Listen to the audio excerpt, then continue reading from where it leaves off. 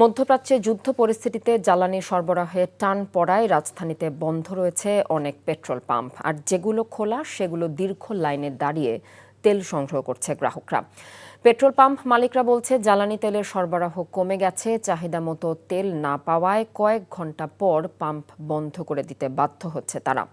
তেলের খোঁজে এক ফিলিং স্টেশন থেকে আরেকটিতে ছুটছে গ্রাহকরা। যেসব পাম্প খোলা রয়েছে সেগুলোতে তৈরি হয়েছে দীর্ঘ লাইন। ভুক্তভোগীরা জানায় তেল সংগ্রহে অপেক্ষা করতে হচ্ছে 2.5 থেকে 4 ঘন্টা। পেট্রোল পাম্প মালিক সমিতির সভাপতি নাজমুল হক জানিয়েছেন, চাহিদার 10 থেকে 50% পর্যন্ত কম তেল সরবরাহ করছে সরকার। বাজে 1:08 আর লাইনে দাঁড়াইছি ওইখানে 9:45-এ। এখন পর্যন্ত দাঁড়িয়েছে, এখন কতক্ষণ লাগাতে পাওয়া যায় না আর ভিতরে যাইতে। আমাদের দৈনিক প্রয়োজন 27,000 লিটার অকটেন, কিন্তু আমাদের দিচ্ছে 9,000 লিটার অকটেন। অকটেনটা 5-6 ঘন্টা চলে। মেইন সেন্টারে ওগুলো 10 to 20% তেল কম দিচ্ছে এই বর্তমান চাহিদায়।